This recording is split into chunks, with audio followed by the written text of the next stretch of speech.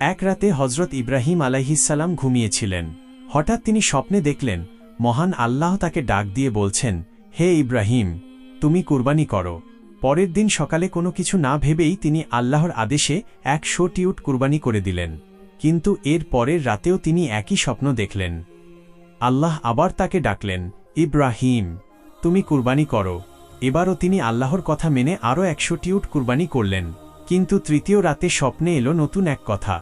আল্লাহ তাকে বললেন, হে ইব্রাহিম, তুমি তোমার সবচেয়ে প্রিয় জিনিসটি কুরবানি করো। এই কথা শুনে ইব্রাহিম আলাইহিসসালাম একটু থমকে গেলেন। তিনি চুপচাপ ভাবতে লাগলেন, আমার কাছে সবচেয়ে প্রিয় জিনিস কি? তিনি বুঝতে পারলেন এই বিশাল পৃথিবীতে তাঁর কাছে সবচেয়ে বেশি আদরের জিনিস তো একটাই, আর তা হল তাঁর কলিজার টুকরো ছেলে ইসমাইল আলাইহিসসালাম। কত দোয়া আর কান্নাকাটির পর যখন তার বয়স 86 বছর, তখন তিনি এই সন্তান পেয়েছিলেন। তাঁর স্ত্রী হাজেরার কোলে জন্ম নিয়েছিল নিষ্পাপ ছোট্ট ইসমাইল। এই ছেলে শুধু তাঁর ভালোবাসার নয়, এই ছেলেই তো তাঁর বেঁচে থাকার একমাত্র অবলম্বন আর বংশের প্রদীপ। কিন্তু আজ আল্লাহ নিজে বলছেন সেই আদরের ছেলেটিকেই কুরবানি করে দিতে। এত কিছুর পরও ইব্রাহিম আলাইহিসসালাম এক মুহূর্তের জন্যও পিছিয়ে গেলেন না। তার কাছে নিজের সন্তানের প্রতি ভালোবাসার চেয়ে আল্লাহর প্রতি ভালোবাসা অনেক বেশি বড়। তিনি নিজের মনকে শক্ত করে বললেন, হে আল্লাহ, এটাই যদি তোমার ইচ্ছা হয় তবে আমি একটুও পিছু হটব না। তোমাকে খুশি করার জন্য আমি আমার সব কিছু ছেড়ে দিতে রাজি আছি। এভাবেই আল্লাহর প্রিয় বন্ধু মহান নবী হজরত ইব্রাহিম আলাইহিসসালাম তার সবচেয়ে আদরের একমাত্র ছেলে ইসমাইলকে আল্লাহর রাস্তায় কুরবানি করে দেওয়ার জন্য মন থেকে চূড়ান্ত সিদ্ধান্ত নিয়ে ফেললেন। তখন ছোট্ট ইসমাইল তার মা হাজেরার সাথে মক্কার এক নিরিবিলি জায়গায় থাকতেন। ইব্রাহিম আলাইহিসসালামের সাথে তাদের খুব একটা দেখা হতো না, যোগাযোগও ছিল বেশ কম। এত দূরে থাকা ছেলেকে কিভাবে এমন কঠিন কথা বলবেন, কিভাবে তাকে কুরবানির জন্য রাজি করাবেন, এসব ভেবে ইব্রাহিম আলাইহিসসালাম ভীষণ অস্থির হয়ে পড়লেন। চিন্তায় চিন্তায় তাঁর রাত পার হল। ভোরবেলা তিনি তার আরেক স্ত্রী সারার কাছে গিয়ে বসলেন। খুব ভারী ও কষ্টের গলায় তিনি বললেন, গতরাতে আমি এক ভয়ঙ্কর স্বপ্ন দেখেছি। আমি দেখেছি আমার বুকের ধন ইসমাইলকে আমি কুরবানি করছি। আমি জানি এটা কোনো সাধারণ স্বপ্ন নয়, এটা সরাসরি আল্লাহর আদেশ। সব শুনে সারা খুব শান্তভাবে বললেন, ইব্রাহিম, এটা যদি সত্যিই আল্লাহর আদেশ হয়ে থাকে তবে আপনি আর একটুও দেরি করবেন না। আল্লাহর কথা মানার ক্ষেত্রে কোনো পিছুটান থাকা উচিত নয়। আপনি এখনই যান, আল্লাহ আপনার সাথে থাকবেন। স্ত্রীর কাছ থেকে এই ভরসা পেয়ে ইব্রাহিম আলাইহিসসালামের চোখ পানিতে ভরে উঠল। বুক ভরা কষ্ট নিয়ে তিনি মক্কার দিকে রওনা হলেন। যাওয়ার সময় সঙ্গে করে নিয়ে নিলেন একটি ধারালো ছুরি আর কিছু রশি। অনেক দূরের দীর্ঘ পথ পাড়ি দিয়ে তিনি মক্কায় এসে পৌঁছালেন। সেখানে হাজেরার ছোট্ট ঘরে গিয়ে একটু বিশ্রাম নিলেন। এরপর হাজেরাকে ডেকে খুব নরম সুরে বললেন, হাজেরা, ইসমাইলকে একটু ভালোভাবে সাজিয়ে দাও তো। ওকে খুব সুন্দর একটা জামা পরাও, গায়ে একটু সুগন্ধি আতর মেখে দাও, যেন ওকে খুব মিষ্টি দেখায়। আমি ওকে নিয়ে আজ এক দাওয়াতে যাব। ইব্রাহিম আলাইহিসসালাম আসলে সত্যি কথাটা হাজেরাকে বলতে পারলেন না। তিনি চাননি ছেলের মা এখনই কোনো কষ্ট পাক বা ভয় পেয়ে যাক, তাই তিনি শুধু দাওয়াতের কথাই বললেন। কিন্তু এটা তো কোনো সাধারণ দাওয়াত ছিল না, এটা ছিল নিজের প্রিয় সন্তানকে আল্লাহর রাস্তায় কুরবানি করে দেওয়ার এক কঠিন দাওয়াত। দাওয়াতের কথা শুনে হাজেরা প্রথমে একটু অবাক হলেন। তিনি ভাবলেন, এতদিন পর হঠাৎ কিসের দাওয়াত? কিন্তু পরক্ষণেই তার মুখে এক সুন্দর হাসি ফুটে উঠল। তিনি ভাবলেন, অনেক দিন পর আজ বাবা আর ছেলের একসঙ্গে সময় কাটানোর সুযোগ হয়েছে। এই ভেবে তার মনটা আনন্দে ভরে গেল। তিনি বুকভরা ভালোবাসা আর খুব যত্ন দিয়ে তার আদরের ছেলে ইসমাইলকে সাজিয়ে দিলেন। ইসমাইল তখন 9 বছরের এক ফুটফুটে সুন্দর শিশু। চোখে মুখে তার একরাশ সরলতা আর চঞ্চলতা। বাবার হাত শক্ত করে ধরে সে আনন্দের সাথে ঘর থেকে বেরিয়ে পড়ল। এদিকে শয়তান তো আর চুপ করে বসে থাকার পাত্র নয়। সে এক সাধারণ মানুষের রূপ ধরে সোজা ইসমাইলের মা হাজেরার কাছে এসে হাজির হল। হাজেরাকে এসে সে জিজ্ঞেস করল, তুমি কি জানো তোমার প্রিয় ছেলেটি এখন কোথায়? হাজেরা একটু মিষ্টি হেসে উত্তর দিলেন, সে তো তার বাবার সাথে দাওয়াতে গেছে। শয়তান তখন খুব বিষাক্ত গলায় বলে উঠল, না না, ওরা কোনো দাওয়াতে যায়নি। তোমার স্বামী ওকে এক ফাঁকা জায়গায় নিয়ে গেছে কুরবানি করে দেওয়ার জন্য। এ কথা শুনে হাজেরা তীক্ষ্ণ চোখে লোকটির দিকে তাকিয়ে বললেন, কে তুমি? তুমি কেন আমার মনে মিথ্যার ভয় ঢোকাতে এসেছ? শয়তান তখন আর সহ্য করতে না পেরে বলে উঠল, আমি যা বলছি একদম সত্যি বলছি। তোমার স্বামী ইব্রাহিম স্বপ্নে আল্লাহর আদেশ পেয়েছেন ইসমাইলকে কুরবানি করার, আর তিনি সেই আদেশ মানতেই তোমার আদরের ছেলেকে কুরবানি করতে নিয়ে যাচ্ছেন। তুমি যাও, এখনই যাও, গিয়ে তোমার ছেলেকে বাঁচাও। একথা শুনে একটুও ভয় না পেয়ে হজরত হাজেরা মাথা উঁচু করে খুব জোর গলায় বললেন, যদি মহান আল্লাহ আমার ইসমাইলকে তাঁর নিজের রাস্তায় কুরবানি হিসেবে কবুল করে থাকেন তবে আলহামদুলিল্লাহ, এতে আমার ভয় পাওয়ার বা কষ্ট পাওয়ার কিছুই নেই। আমি এতেই খুশি। আমার রবের আদেশের ওপর আমার পূর্ণ বিশ্বাস আছে। আল্লাহর রাস্তায় নিজের জীবন দেওয়া তো আমার ইসমাইলের জন্য পরম সৌভাগ্যের ব্যাপার। ইসমাইলের মা হাজেরাকে কোনোভাবেই টলাতে না পেরে শয়তান ভীষণ হতাশ হল, কিন্তু সে হাল ছাড়ল না। সে আর এক মুহূর্তও দেরি না করে অন্য রূপ ধরে ছুটে গেল ইব্রাহিম আলাইহিসসালাম আর তার ছোট্ট ছেলে ইসমাইলের কাছে। ফাঁকা রাস্তা দিয়ে বাবা আর ছেলে ধীর পায়ে হেঁটে চলেছেন এক কঠিন পরীক্ষার দিকে। হঠাৎ শয়তান পিছন থেকে এসে ছোট্ট ইসমাইলের কাঁধে হাত রাখল। সে খুব মিষ্টি গলায় জিজ্ঞেস করল, ইসমাইল, তুমি কোথায় যাচ্ছ বলো তো? ইসমাইল একটু অবাক হয়ে পিছনে তাকিয়ে বলল, আমি আমার বাবার সাথে যাচ্ছি, বাবা আমাকে এক দাওয়াতে নিয়ে যাচ্ছেন। এ কথা শুনে শয়তান খুব ধূর্ত হাসি হেসে বলল, আহারে বোকা ছেলে, তুমি কি জানো তুমি কোথায় যাচ্ছ? এটা কোনো দাওয়াত নয়। আজই তোমার জীবনের শেষ দিন। তোমার বাবা তোমাকে জবাই করতে নিয়ে যাচ্ছেন, কারণ তিনি স্বপ্নে দেখেছেন যে তোমাকে তিনি আল্লাহর নামে কুরবানি করছেন। কথাগুলো শুনে ছোট্ট ইসমাইল কিছুক্ষণ থমকে দাঁড়িয়ে রইল, কিন্তু পরক্ষণেই তার বুকটা সাহসে ভরে উঠল। সে দৃঢ় গলায় বলে উঠল, আমার আল্লাহ যদি আমাকে তাঁর রাস্তায় কুরবানি হিসেবে কবুল করে নেন তবে এর চেয়ে বড় সৌভাগ্য আমার আর কি হতে পারে। আমি এতেই খুশি, আমার কোনো আপত্তি নেই। এরপর সে বাবার দিকে তাকিয়ে বলল, বাবা, পিছন থেকে কেউ একজন আমাদের রাস্তায় বাধা দিচ্ছে। ইব্রাহিম আলাইহিসসালামের দুচোখ তখন পানিতে ভরা। তিনি খুব আদরের সাথে ছেলেকে বললেন, ও আমার কলিজার টুকরো ইসমাইল, ওটা হলো শয়তান। সে চায় আল্লাহর ওপর থেকে আমাদের বিশ্বাস নষ্ট করে দিতে। তুমি ওর কথায় একদম কান দিও না, বরং মাটি থেকে পাথর তুলে ওর দিকে ছুঁড়ে মারো। বাবার কথা শুনে ছোট্ট ইসমাইল মাটি থেকে পাথর কুড়িয়ে শয়তানের দিকে ছুঁড়তে লাগল। পাথরের আঘাত খেয়ে শয়তান আর দাঁড়াতে পারল না, চিৎকার করতে করতে সেখান থেকে পালিয়ে গেল। আজও হজের সময় হাজিরা যে শয়তানকে পাথর ছোঁড়েন তা মূলত ছোট্ট ইসমাইলের এই সাহসী ঘটনাকে মনে করেই ছোঁড়া হয়। এরপর তারা আবার হাঁটতে শুরু করলেন। কিছুটা পথ যাওয়ার পর ইব্রাহিম আলাইহিসসালাম হঠাৎ থেমে গেলেন। তিনি বুক ভরা কষ্ট আর গভীর ভালোবাসা নিয়ে ছেলের দিকে একদৃষ্টে তাকিয়ে রইলেন। তারপর ধরা গলায় বললেন, বাবা আমার, আমি স্বপ্নে দেখেছি যে আমি তোমাকে আল্লাহর নামে কুরবানি করছি। এটা আমার নিজের কোনো ইচ্ছা নয়, এটা সরাসরি মহান আল্লাহর নির্দেশ। তাই আমি খুব কষ্টের মাঝে পড়ে গিয়েছিলাম। এখন তুমি বলো, এ বিষয়ে তোমার কি মতামত? বাবার কথা শুনে এতটুকুও ভয় পেল না ছোট্ট ইসমাইল। সে মাথা উঁচু করে খুব শান্ত গলায় বলল, আমার প্রিয় বাবা, আল্লাহ আপনাকে যে নির্দেশ দিয়েছেন আপনি ঠিক সেটাই করুন। আমি একদম প্রস্তুত। ইনশাআল্লাহ আপনি আমাকে ধৈর্যশীলদের মাঝেই পাবেন।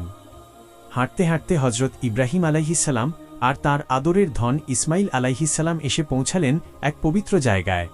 আজ আমরা এই জায়গাকে মিনা বা মিনা বাজার নামে চিনি।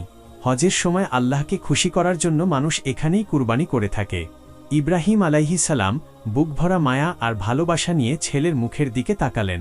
খুব আদরের সাথে তিনি আবার জিজ্ঞেস করলেন, বাবা আমার, বলো তো, তোমার মনে কি এখনো কোনো ভয় বা কষ্ট কাজ করছে? আমি আবারও তোমার কাছে জানতে চাইছি, তুমি কি চাও? ছোট্ট ইসমাইল খুব শান্ত আর মিষ্টি গলায় উত্তর দিলেন, বাবা, আপনি এত ভাবছেন কেন? আমার যদি 1000টা জীবনও থাকত তবে আমি তার সবগুলোই হাসি মুখে আল্লাহর রাস্তায় দিয়ে দিতাম। আপনি কোনো চিন্তা না করে স্বপ্নে পাওয়া আল্লাহর আদেশ নিশ্চিন্তে পালন করুন। তিনি আরও বললেন, এতে কষ্ট পাওয়ার বা আপত্তি করার কিছুই নেই, বরং এটা তো আল্লাহর কাছে অনেক শুকরিয়া জানানোর মতো একটা বিষয়। মহান আল্লাহ এই পবিত্র কাজের জন্য আমাকে বেছে নিয়েছেন, এর চেয়ে বড় সৌভাগ্য আমার আর কি হতে পারে? ছেলের মুখে এমন কথা শুনে বাবা ইব্রাহিম আলাইহিসসালামের দু চোখ পানিতে ভরে উঠল। তিনি নিজের আবেগ সামলে নিয়ে বললেন, সত্যি ইসমাইল, তুমি আমার জীবনের সবচেয়ে বড় উপহার। পরপর 4 রাত ধরে আমি একটাই স্বপ্ন দেখেছি যে আমি তোমাকে কুরবানি করছি। প্রথমে ভেবেছিলাম এটা হয়তো আমার কোনো ভুল ধারণা, তাই আমি আল্লাহর নামে অনেকগুলো উট কুরবানি করেছি। কিন্তু এখন আমি পুরোপুরি নিশ্চিত যে আল্লাহর নির্দেশ হলো তোমাকেই কুরবানি করতে হবে। ছোট্ট ইসমাইল তখন হাসি মুখে বললেন, আলহামদুলিল্লাহ, আল্লাহর কাছ থেকে এমন একটা নির্দেশ পেয়ে আমি অনেক আনন্দিত ও সম্মানিত বোধ করছি। বাবা, আপনি আর একদম দেরি করবেন না। আপনি এখনই আমাকে আল্লাহর নামে কুরবানি করে দিন। আমি আপনাকে কথা দিচ্ছি, আপনি আমাকে একটুও ছটফট করতে দেখবেন না। আমি একদম ধৈর্য ধরে থাকব। অবশেষে যখন হজরত ইব্রাহিম আলাইহিসসালাম তাঁর প্রিয় ইসমাইলকে কুরবানি করার জন্য প্রস্তুত করলেন, তখন তিনি হঠাৎ থমকে দাঁড়ালেন। তাঁর দু চোখ বেয়ে অঝরে পানি পড়ছিল, হাত দুটো থরথর করে কাঁপছিল। আদরের ছেলের মায়াবী মুখের দিকে তাকিয়ে তিনি খুব কষ্ট নিয়ে বললেন, ইসমাইল, আমি এই কাজ কিভাবে করব? আমি কেমন করে নিজের হাতে আমার কলিজার টুকরোকে জবাই করব? ছোট্ট ইসমাইল তখন বাবাকে সান্ত্বনা দিয়ে খুব শান্ত গলায় বললেন, বাবা, আপনি তো আল্লাহর আদেশ পালন করছেন। আপনার যদি এই কাজটা করতে খুব কষ্ট হয়, তবে আমি আপনাকে কিছু কথা বলি। আপনি বরং আমার হাত আর পা খুব শক্ত করে রশি দিয়ে বেঁধে দিন, যাতে জবাই করার সময় ব্যথায় আমার শরীর নড়ে না ওঠে, আর আপনার কাজে যেন কোনো বাধা না পড়ে। ছেলেটি বাবাকে আরও বলল, বাবা, আমার আরও একটা অনুরোধ আছে। আপনি আমাকে উপর করে শুইয়ে দিন, যাতে আমার মুখ মাটির দিকে থাকে। আপনি যদি আমার মুখের দিকে তাকান, তাহলে হয়তো আপনার মন দুর্বল হয়ে যেতে পারে। তখন আল্লাহর আদেশ মানতে আপনার কষ্ট হবে। এরপর ছোট্ট ইসমাইল বুকভরা ভালোবাসা নিয়ে আবার বললেন, আমার প্রিয় বাবা, আমার শেষ একটা অনুরোধ আছে। আমার রক্তমাখা জামাটা আপনি দয়া করে আমার মায়ের কাছে পৌঁছে দেবেন। যখন তিনি এটা দেখবেন, তখন অন্তত তিনি বুঝতে পারবেন যে তাঁর ছেলেকে আল্লাহর রাস্তায় কুরবানি করা হয়েছে। এতে হয়তো তাঁর বুকফাটা কষ্ট একটু হলেও কমবে। আমি ছাড়া তো মায়ের আর কোনো সম্বল নেই। আমি চলে যাওয়ার পর কার মুখ দেখে তিনি নিজেকে সান্ত্বনা দেবেন? ছোট্ট ছেলের মুখে এমন কথা শুনে বাবা ইব্রাহিম আলাইহিসসালাম আর নিজেকে ধরে রাখতে পারলেন না। তিনি হাউমাউ করে কেঁদে উঠলেন, কিন্তু পরক্ষণেই আল্লাহর আদেশের কথা মনে করে অনেক কষ্টে নিজেকে সামলে নিলেন।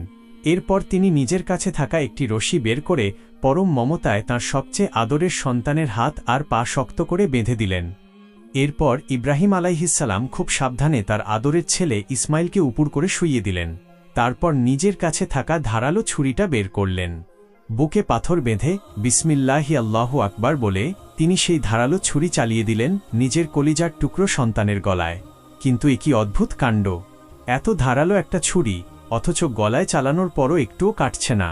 এক ফোঁটা রক্তও বের হল না, চামড়ার সামান্য একটু অংশ কাটল না। ইব্রাহিম আলাইহিসসালাম অবাক হয়ে গেলেন। তিনি আবারও জোরে জোরে ছুরি চালাতে লাগলেন, কিন্তু না, কোনো কাজই হল না। তখন ছোট্ট ইসমাইল নিজে থেকেই বাবাকে বললেন, বাবা, আপনি হয়তো নিজের অজান্তেই মায়ার বসে কম জোর দিচ্ছেন। ছুরির ধারালো দিকটা আমার গলার ওপর আরও শক্ত করে চেপে ধরুন। হয়তো এভাবেই আল্লাহর আদেশ পুরোপুরি পালন করা সম্ভব হবে। ছেলের কথা শুনে ইব্রাহিম আলাইহিসসালাম আবার ছুরিটা হাতে নিলেন। আবারও তিনি বিসমিল্লাহি আল্লাহু আকবার বলে নিজের মনকে শক্ত করে ছেলের গলায় ছুরি চালালেন। কিন্তু এবারও একই ঘটনা ঘটল। ছুরির এত ধারালো মাথা এবারও কোনো কাজই করল না। এবার ইব্রাহিম আলাইহিসসালামের ধৈর্য যেন ভেঙে গেল। চরম হতাশা আর কষ্টে তিনি হাতের ছুরিটা মাটিতে ছুঁড়ে ফেলে দিলেন। আক্ষেপ নিয়ে বলতে লাগলেন, এই ছুরি কেন কাটছে না? এত ধারালো একটা ছুরি, এতবার চালানোর পরও কেন কিছুই হল না? বাবার এমন কষ্ট দেখে ছোট্ট ইসমাইল খুব নরম ও শান্ত গলায় বললেন, আমার প্রিয় বাবা, নিজের সন্তানের দিকে তাকিয়ে তাকে নিজের হাতে জবাই করা যে একজন বাবার জন্য কত কষ্টের, তা তো সবাই বোঝে। হয়তো মহান আল্লাহ আপনার সেই বুকফাটা কষ্ট দেখতে পাচ্ছেন, তাই হয়তো তিনি চান আপনি যেন আমাকে না দেখেই এই কাজটা করেন। এরপর ছেলেটি অত্যন্ত আদরের সাথে বলল, বাবা, আপনি বরং একটা কাপড় দিয়ে নিজের চোখ দুটো শক্ত করে বেঁধে নিন, তাহলে আর ছেলের জন্য আপনার মন দুর্বল হয়ে পড়বে না, আর আপনিও আল্লাহর নির্দেশ পালন করার জন্য আরও অনেক বেশি সাহস পাবেন। ছেলের এমন মায়াময় কথা শুনে হজরত ইব্রাহিম আলাইহিসসালাম আর কোনো কথা বলতে পারলেন না। বুক ভরা কষ্টে শুধু নীরবে মাথা নাড়লেন। তিনি একটি কাপড় দিয়ে নিজের চোখ দুটো খুব শক্ত করে বেঁধে ফেললেন। এরপর আদরের সন্তানকে আবারও উপর করে শুইয়ে দিলেন, যাতে কোনোভাবেই ছেলের মুখটা আর দেখতে না হয়। নিজের বুক ফাটা কান্না চেপে রেখে শেষবারের মতো হাতে তুলে নিলেন সেই ধারালো ছুরি। যে কঠিন মুহূর্তে ইব্রাহিম আলাইহিসসালাম নিজের কলিজার টুকরো সন্তানের গলায় ছুরি চালাতে যাবেন, ঠিক তখনই আকাশ থেকে ধ্বনি উচ্চারণ করতে করতে নেমে এলেন ফেরেশতা জিব্রাইল আলাইহিসসালাম। তাঁর এক হাতে ছিল জান্নাত থেকে আনা সুন্দর একটি দুম্বা। চোখ বাঁধা অবস্থাতেই বাবা ইব্রাহিম আলাইহিসসালাম কাঁপা কাঁপা গলায় বলে উঠলেন, বিসমিল্লাহি আল্লাহু আকবার। এবার ছুরিটা গলার ওপর চালাতেই অবাক করা এক কাণ্ড ঘটল। এবার ছুরিটি খুব স্বাভাবিকভাবেই চলতে শুরু করল। গলা কেটে গল গল করে রক্ত বেরিয়ে আসতে লাগল। কিন্তু মাটিতে ঝরে পড়া এই রক্ত ছোট্ট ইসমাইলের ছিল না, কারণ দয়াময় আল্লাহ ইসমাইলের বদলে জান্নাত থেকে পাঠানো সেই দুম্বাটিকে সেখানে শুইয়ে দিয়েছিলেন। বাবা ইব্রাহিম আলাইহিসসালাম তখনও কিছুই জানতে পারেননি যে আসলে কি এক বিরাট অলৌকিক ঘটনা ঘটে গেছে। কুরবানির কাজ শেষ করে ইব্রাহিম আলাইহিসসালাম যখন ছুরিটিকে মাটিতে ছুঁড়ে ফেললেন, ঠিক সেই সময়েই চারপাশ আলোকিত করে মহান আল্লাহর পবিত্র বাণী ভেসে এলো। হে ইব্রাহিম, তুমি তোমার স্বপ্নকে সত্যি করে দেখিয়েছ। আমি এভাবেই আমার নেক বান্দাদের পুরস্কার দিয়ে থাকি। নিশ্চয়ই এটা ছিল তোমার জন্য এক অনেক বড় পরীক্ষা। আল্লাহ রব্বুল আলামিন ভালোবেসে আরও বললেন, আমি ইসমাইলের বদলে কুরবানি করার জন্য একটি বড় পশু দান করলাম, আর আগামী পৃথিবীর সব মানুষের জন্য এই স্মৃতি আমি চিরকালের জন্য রেখে দিলাম, যেন তারা যুগ যুগ ধরে ইব্রাহিমের ওপর সালাম ও শান্তি পাঠায়। নিঃসন্দেহে হজরত ইব্রাহিম আলাইহিসসালাম ছিলেন মহান আল্লাহর সবচেয়ে একনিষ্ঠ ও প্রিয় বান্দাদের একজন। হজরত ইব্রাহিম আলাইহিসসালাম অবাক হয়ে তাকিয়ে রইলেন। তিনি কুরবানির কাজ শেষ হয়েছে ভেবে আলহামদুলিল্লাহ বলে চোখের বাঁধন খুলে ফেলেছিলেন, কিন্তু এরপর তিনি যা দেখলেন তাতে তার চোখ বিস্ময়ে বড় বড় হয়ে গেল। তিনি যেন নিজের চোখকেই বিশ্বাস করতে পারছিলেন না। তিনি তাড়াতাড়ি হাত দিয়ে চোখ মুছে নিলেন, চারদিকে তাকালেন, ভালো করে বোঝার চেষ্টা করলেন যে তিনি কোনো স্বপ্ন দেখছেন না তো। তখন তিনি স্পষ্ট দেখতে পেলেন তার ঠিক সামনে মাটিতে একটি পশু জবাই হয়ে পড়ে আছে, আর তাঁর প্রিয় ছোট্ট ইসমাইল আলাইহিসসালাম একটু দূরে দাঁড়িয়ে একদৃষ্টে বাবার দিকে তাকিয়ে আছে। তার গায়ে একটু আঁচড় পর্যন্ত লাগেনি।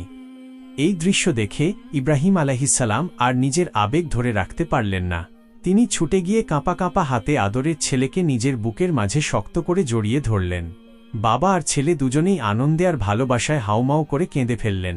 এরপর বাবা ও ছেলে একসাথে দাঁড়িয়ে গেলেন মহান আল্লাহর দরবারে শুকরিয়া আদায় করার জন্য। দু চোখ ভরা কৃতজ্ঞতার পানি আর বুক ভরা ভালোবাসা নিয়ে তারা নামাজ পড়লেন। তাঁদের হৃদয় জুড়ে ছিল কেবলই দয়াময় আল্লাহর প্রশংসা। নামাজ শেষে তাঁরা চুপচাপ দাঁড়িয়েছিলেন।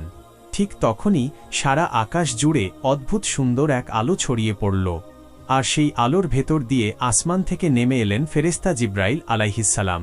তাঁর মুখে তখন বাজছিল মহান আল্লাহর বড়ত্বের ঘোষণা, আল্লাহু আকবার, আল্লাহু আকবার, লা ইলাহা ইল্লাল্লাহু, আল্লাহু আকবার। এই পবিত্র আওয়াজে চারপাশের আকাশ বাতাস যেন কেঁপে উঠল। তিনি সামনে এগিয়ে এসে হজরত ইব্রাহিম আলাইহিসসালামের কাছে দাঁড়ালেন। তাঁর চেহারায় ছিল অদ্ভুত এক প্রশান্তি। খুব মিষ্টি আর নরম গলায় তিনি বললেন, হে আল্লাহর বন্ধু, আপনার প্রতি মহান আল্লাহর পক্ষ থেকে সালাম আর প্রশংসা। এরপর ফেরেশতা জিব্রাইল আলাইহিসসালাম আল্লাহর পাঠানো সেই আনন্দের বার্তা শুনিয়ে বললেন, হে ইব্রাহিম, তুমি তোমার স্বপ্নকে বাস্তবে রূপ দিয়েছ। আমার দেওয়া সবচেয়ে কঠিন পরীক্ষায় তুমি পাশ করেছ। সত্যিই এটা ছিল এক বিশাল পরীক্ষা। আমি এভাবেই আমার নেককার, ধৈর্যশীল আর ত্যাগী বান্দাদের পুরস্কার দিয়ে থাকি। আমি তোমার ছেলের বদলে জান্নাত থেকে একটি পশু দিলাম, যাতে তোমার ছেলে নিরাপদে বেঁচে থাকে আর তোমার কুরবানিও কবুল হয়ে যায়। মানুষের বদলে পশু কুরবানি আজ থেকে পৃথিবীর সব মানুষের জন্য আমার এই নিয়মই চালু হয়ে গেল। ছেলের প্রতি ভালোবাসার চেয়েও তোমার কাছে যে আমার প্রতি ভালোবাসা সবচেয়ে বেশি, তা তুমি প্রমাণ করে দিয়েছ। আমি তোমাকে আরও এক ছেলে সন্তানের সুখবর দিচ্ছি। তার নাম হবে ইসহাক। সেও হবে আমার পাঠানো নবীদের একজন। তোমার বংশ থেকে আমি আরও অনেক নবী এবং ভালো মানুষ দুনিয়াতে পাঠাব। জিব্রাইল আলাইহিসসালামের মুখে এমন খুশির খবর শুনে হজরত ইব্রাহিম আলাইহিসসালাম অবাক হয়ে দাঁড়িয়ে রইলেন। তিনি চোখ মেলে আকাশের দিকে তাকালেন। দু চোখ বেয়ে তখন তার আনন্দের জল গড়িয়ে পড়ছে। তিনি কাঁপা কাঁপা গলায় বলে উঠলেন, আল্লাহু আকবার, হে আমার রব, তুমিই তো সবচেয়ে বেশি দয়ালু, তুমিই তো সবচেয়ে জ্ঞানী। তোমাকে খুশি করতে পেরেছি, এটাই আমার জীবনের সবচেয়ে বড় পাওয়া। এই ভেবে তাঁর বুকটা একদম শান্তিতে ভরে গেল। এরপর তিনি বুকভরা ভালোবাসা নিয়ে তাঁর আদরের ছেলে ইসমাইলের দিকে এগিয়ে গেলেন। এরপর বাবা আর ছেলে একসাথে হাঁটতে শুরু করলেন ইসমাইলের মা হাজেরার ছোট্ট ঘরের দিকে। সেখানে পৌঁছে ইব্রাহিম আলাইহিসসালাম বিবি হাজেরাকে সব কথা খুলে বললেন। আল্লাহর সেই কঠিন পরীক্ষা, কুরবানি করার প্রস্তুতি, ছোট্ট ইসমাইলের অভাবনীয় সাহস আর একেবারে শেষ মুহূর্তে আসমান থেকে আসা সেই দুম্বা কুরবানির কথা সবই তিনি স্ত্রীকে শোনালেন। সব শুনে মা হাজেরা তো অবাক। আনন্দে তার দু চোখ পানিতে ভরে গেল। তিনি বুক ভরা শুকরিয়া নিয়ে বললেন, আলহামদুলিল্লাহ, মহান আল্লাহ আমাদের এত বড় একটা পরীক্ষায় পাশ করিয়েছেন। আমার কলিজার টুকরো ইসমাইলকে তিনি নিজের রহমতে বাঁচিয়ে রেখেছেন। এই বলে তিনি সঙ্গে সঙ্গে আল্লাহর দরবারে সিজদায় লুটিয়ে পড়লেন। আল্লাহর প্রতি কৃতজ্ঞতায় তিনি অঝরে কাঁদতে লাগলেন। এভাবেই বাবা আর ছেলের এই অভাবনীয় ত্যাগ আর ভালোবাসার কঠিন পরীক্ষা এক সফল পরিণতির মাধ্যমে শেষ হল। সবশেষে আপনাদের যদি এই সুন্দর ঘটনাটি ভালো লেগে থাকে তবে অবশ্যই একটি লাইক দেবেন এবং কমেন্ট করে আপনাদের মতামত জানাবেন। এমন আরও হৃদয় ছুঁয়ে যাওয়া সুন্দর সুন্দর ঘটনা পেতে আমাদের চ্যানেলটি সাবস্ক্রাইব করে পাশেই থাকবেন। আসসালামু আলাইকুম।